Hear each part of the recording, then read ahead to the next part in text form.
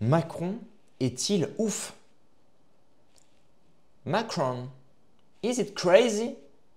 C'est la question à laquelle on va répondre aujourd'hui, puisque chez Géopolitique Profonde, que je salue bien évidemment, que j'apprécie énormément, notamment Mike Borowski, qui est un excellent animateur, avec qui je m'entends bien, a invité Michel Fize. Michel Fize, c'est un sociologue, politologue, etc., etc., et qui aujourd'hui sort un bouquin sur lequel il fait des révélations sur Emmanuel Macron, sur la psyché et le côté psychologique, je dirais même, et il fait un portrait finalement d'Emmanuel Macron, et on apprend même que son profil, je dirais, psychiatrique et psychologique à Emmanuel Macron relève peut-être de certaines pathologies assez inquiétantes, assez alarmantes, je dirais même.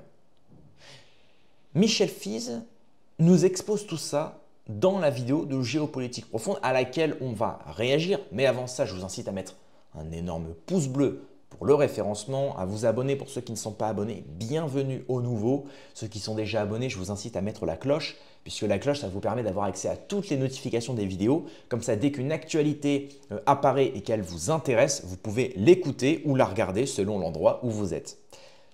Je pense qu'on peut partir donc pour le visionnage de ce petit extrait, auquel évidemment on va réagir, on va faire quelques petites digressions, vous le savez, hein, c'est la ligne de la chaîne. Eh bien écoutez, c'est parti, on écoute Michel Fize, politologue, sociologue, qui fait des révélations sur Emmanuel Macron. Les politologues, les sociologues n'osent pas trop parler de la santé mentale du président. Qu'est-ce qui a fait que vous avez traversé ce pas? C'est un sujet tabou, mais il se trouve que dans ma carrière professionnelle, j'ai eu l'occasion de croiser beaucoup de psychologues, de psychanalystes et de psychiatres, et surtout d'observer le monde des adolescents. Et c'est vrai, quand on regarde Emmanuel Macron, quelque part, on retrouve des restes d'adolescence, hein, peut-être mal digérés. Voilà, c'est comme ça qu'est venue cette idée de faire ce portrait, bon, d'un homme qui pourrait être suivi d'autres portraits, hein. Je me disais avant la prise d'antenne que Jean-Luc Mélenchon mériterait probablement un portrait de ce type. Si j'avais suffisamment de compétences sur Donald Trump, voilà un beau sujet également, sans oublier Volodymyr Zelensky. Alors, ce qui permet de dire, c'est qu'on a dans le monde actuellement une montée de dirigeants non politiques. Voilà. Alors ça, c'est quelque chose d'assez novateur et quand même d'une certaine manière d'assez inquiétant. Parce que je crois qu'il faut rappeler que la politique, quoi qu'on dise, et quoi que ça puisse être déplaisant en démocratie, donc régime du partage, c'est un métier, la politique. Donc il y a un langage, il y a des codes, il y a un apprentissage, il y a même des examens qu'on appelle les élections. Et par conséquent, il faut se soumettre un petit peu à ce parcours du combattant politique pour espérer obtenir le Graal, donc chez nous en France, la présidence de la République. Donc là, voilà trois hommes, donc Donald Trump, homme d'affaires, toujours en exercice finalement, Volodymyr Zelensky, ancien comédien, Emmanuel Macron, ancien banquier, voilà, donc qui ont les codes de leur profession d'exercice, mais qui ne sont pas passés par, encore une fois, ces étapes préalables à l'apprentissage d'un métier. On le voit bien, hein, si on a probablement le personnel parlementaire le plus médiocre de la Ve République, c'est parce qu'effectivement, il n'y a pas eu d'apprentissage, donc ils ne savent pas. Donc, alors évidemment, on leur remet un livret et ils apprennent comme ça sur le tard, si l'on peut dire. Mais, oui, mais chez M. Macron, il y a plus que de la médiocrité. Il y a aussi, allez, disons-le, une forme de pathologie. Voilà, alors, Là, sachant que j'allais venir ici, j'ai ressorti un petit peu trois grandes catégories psychologiques, celles qu'on emploie le plus quand on évoque M. Macron. Alors, la psychopathie, la perversion narcissique et, n'oublions pas, parce qu'on l'oublie un peu, la psychorigidité. Hein.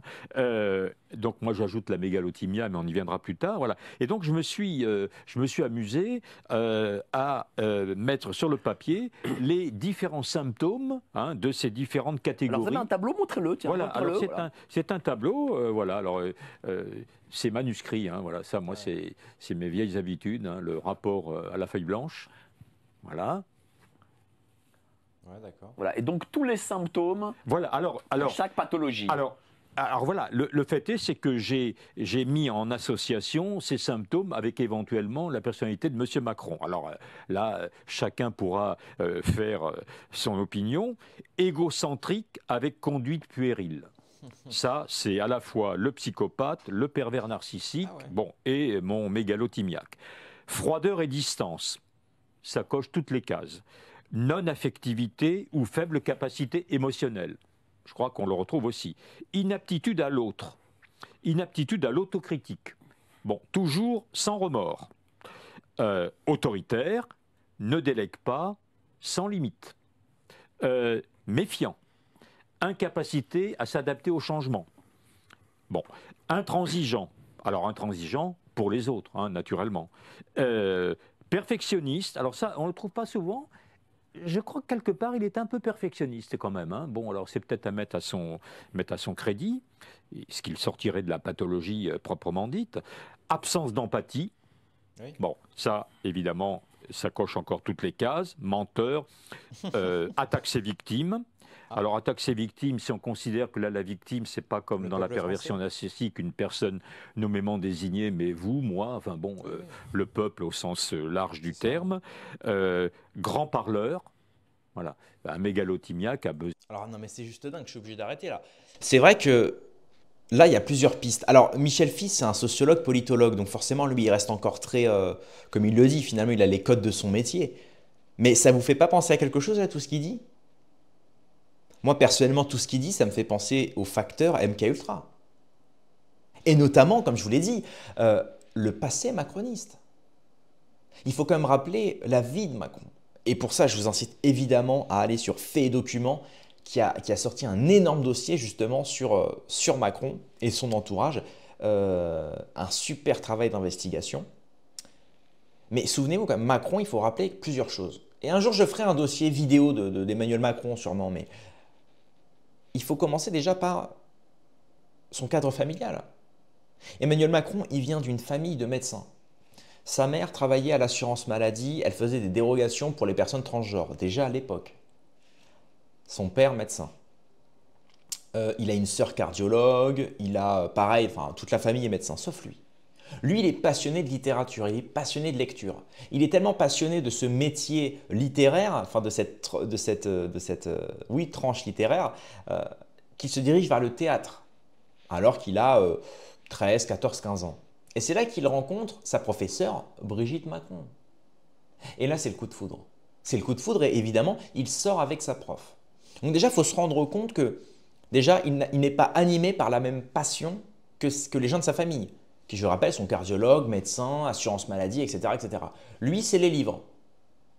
D'ailleurs, pour rappel, plusieurs choses. Donc, Macron rencontre sa professeure Brigitte Macron, avec qui il sort et avec qui il a une aventure, qui ne s'avère pas être juste une aventure, disons, un petit peu scénarisée, typique qu'on pourrait voir dans un film style 20 ans d'écart, pour ceux qui ont la référence à un film comme ça. Non.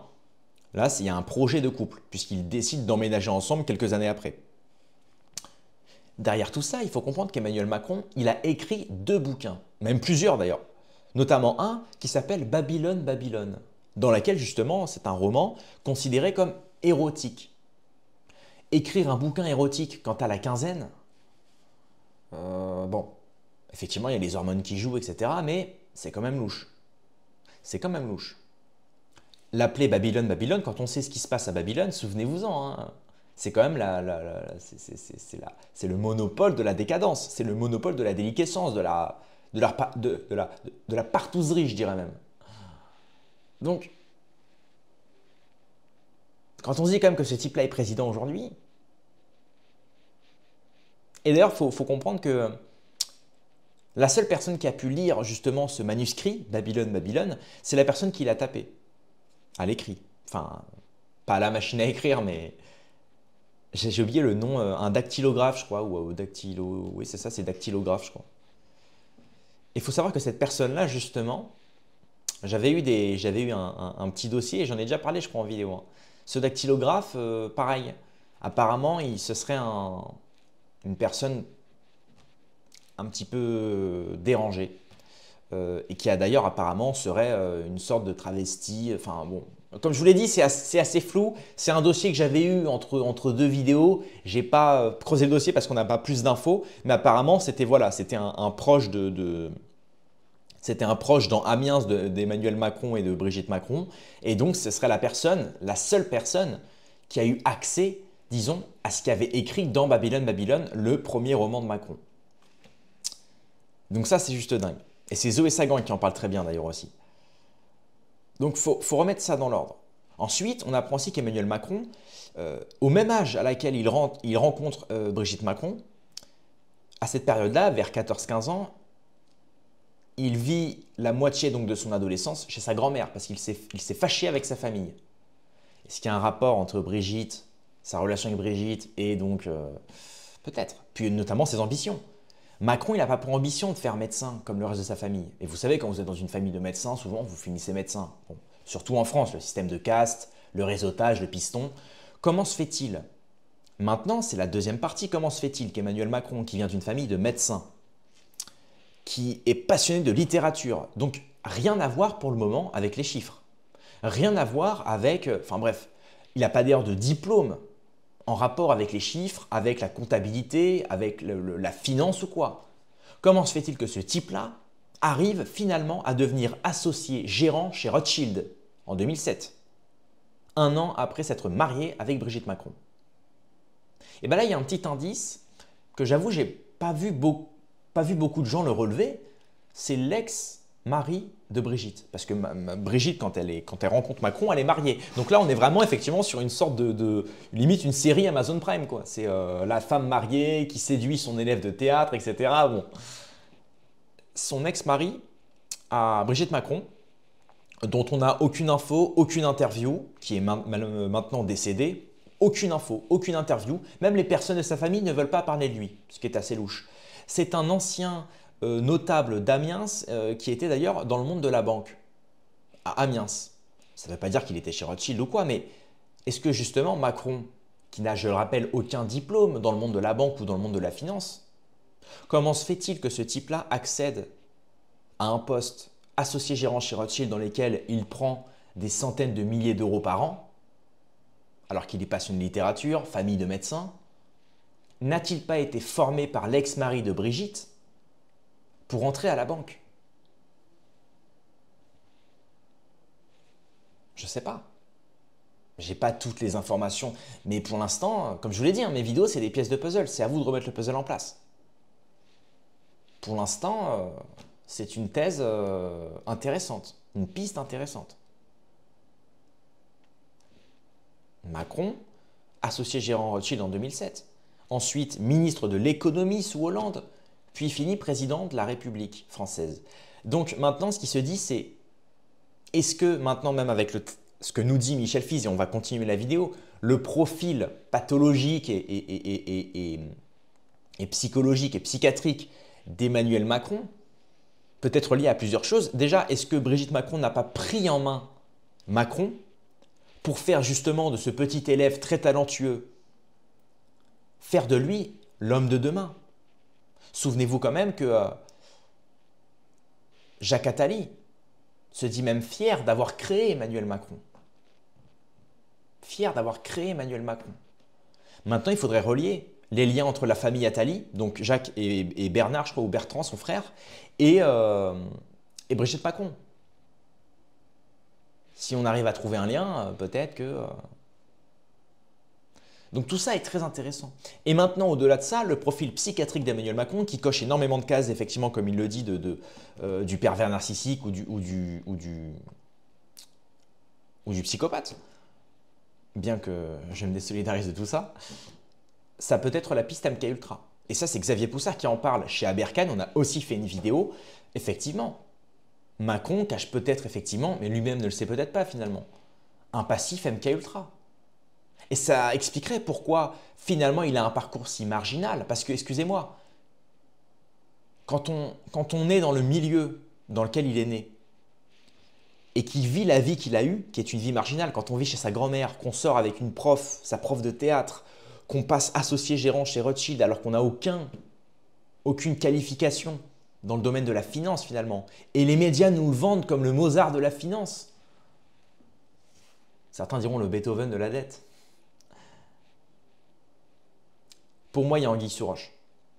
Donc effectivement, Macron n'a-t-il pas été préparé dès l'enfance au poste de président de la République parce que certains se sont rendus compte qu'il ferait un excellent pion pour le pouvoir profond et pour l'oligarchie. Quand on voit sa politique actuelle, comme il le dit, très froide, antipathique, le mec fait grossir la dette comme jamais. Regardez à qui on doit la dette, des banquiers comme par hasard.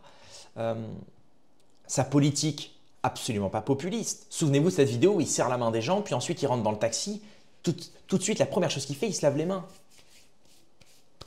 Alors qu'il est filmé, il le sait, tu vois.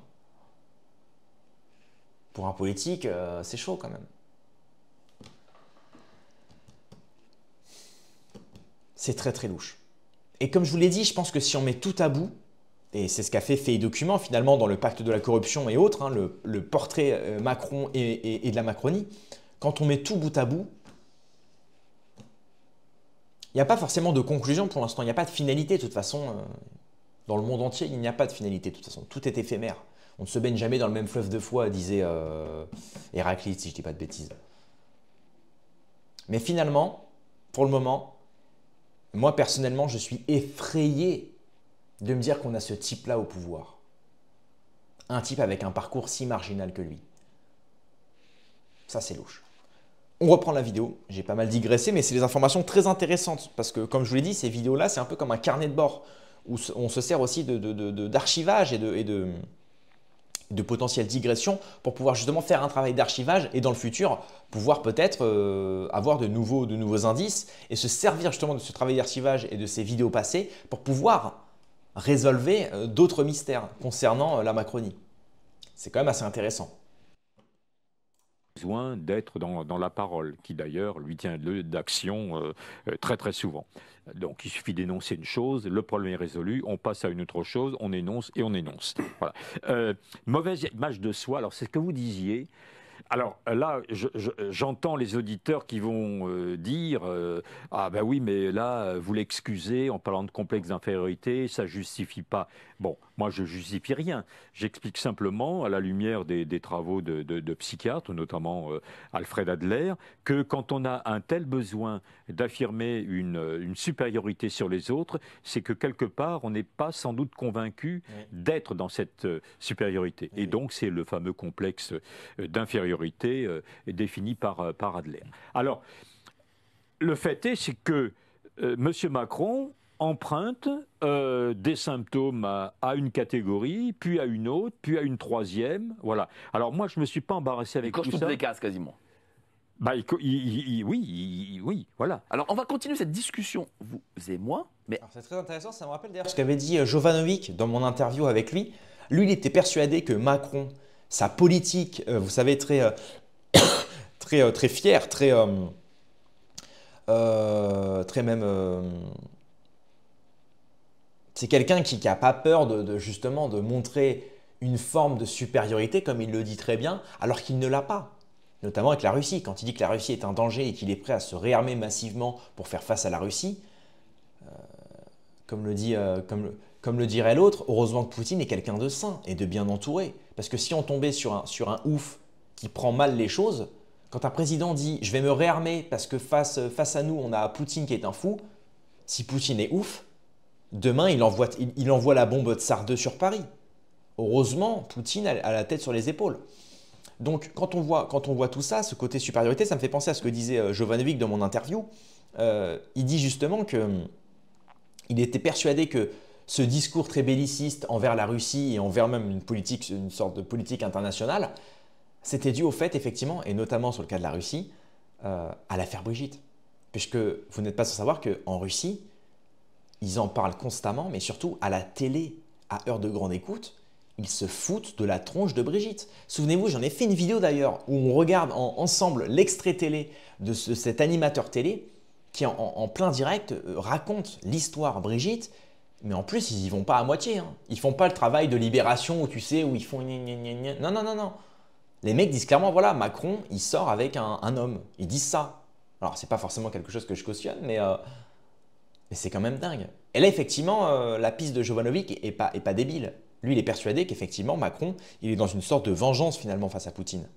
Il dit voilà, tu te fous de moi et de mon épouse, tu te fiches de moi parce que tu dis que je suis un gamin coquet comme Zelensky et compagnie, et ben on va voir. Et donc là, il débarque, voilà, faut envoyer la bombe, c'est la guerre, la Russie c'est le danger, nous sommes en guerre, etc., etc. Alors que Poutine l'a dit lui-même dans des discours télé qui n'ont jamais été diffusés, évidemment traduits en France et dans les médias mainstream, il dit justement que lui, il ne veut pas envahir l'Europe. C'est pas son but. Il dit qu'en Europe, il n'y a plus rien, que de toute façon, vu les valeurs des gens européens aujourd'hui, notamment à l'Ouest, il préfère s'en éloigner et les combattre justement pour qu'elles ne viennent pas chez lui. Et c'est pour ça d'ailleurs qu'il ne veut pas, à ses frontières, de ce qu'il appelle cet Occident perverti. Il ne veut pas des valeurs occidentales perverties. Parce que pour lui, c'est nauséabond. C'est nauséabond. Et notamment, il ne veut pas aussi de l'OTAN à ses frontières. Et il ne veut pas, évidemment, parce qu'il n'est pas con, hein, l'OTAN, quand on sait qui est derrière, l'Empire russe qui aurait l'OTAN à ses portes et donc un moyen d'être surveillé par la politique otanesque, bon, ça paraît logique. Mais c'est tout ça. Lui, il veut juste simplement pas d'ennemis à ses frontières. Voilà, il veut un terrain neutre. Et puis notamment, pour des questions économiques, il est malin aussi, hein. Il sait qu'il y a énormément de débouchés, notamment sur les mers ukrainiennes, pour le business. Et on voit, voilà, c'est quelqu'un de rationnel. Il pense business et il pense diplomatique. Et en face, on a qui? Un gamin de 40 ans, je crois bientôt 50 ans d'ailleurs Macron, un gamin d'une cinquantaine d'années qui te dit, voilà, il fait joujou, quoi. Il joue aux soldats et aux tanks. Non, non, on va faire la guerre. On va faire la guerre, on envoie de l'épargne, on envoie des soldats français, on envoie de l'argent, et ceci, et cela. Donc franchement, bravo Michel Fils, ce serait intéressant de le recevoir sur la chaîne parce qu'il a fait une super analyse et ça m'a permis justement de relier justement d'autres sources, notamment celles de Faits et Documents et de Zoé Sagan et de Poussard, etc., qui sont assez intéressantes sur le profil macroniste, sur le profil de Macron. Et c'est vraiment très très intéressant. Donc voilà, je pense qu'on a globalement tout dit. N'hésitez pas à rajouter en commentaire certaines choses, notamment même si je me trompe, hein, n'hésitez pas, hein, je suis très ouvert. Comme ça me permet dans d'autres vidéos de rectifier le tir un petit peu et justement de pouvoir peaufiner les analyses pour arriver, pourquoi pas, à une analyse quasiment parfaite. Voilà, c'est le plus important. Et puis surtout de ne pas se tromper, de dire des choses qui sont sourcées, parce que dès qu'on part dans la fabulation, on finit comme Madame Ray, Natacha Ray, on finit condamné pour diffamation, quoi. C'est malheureux, hein, force à elle, hein, mais c'est sûr que, bon, même si certains m'ont dit que c'était pas bon, on se renseignera sur le sujet aussi. Bref, c'est tout pour cette vidéo. Merci d'avoir suivi la vidéo. Rendez-vous dans quelques heures ou à demain pour une prochaine vidéo.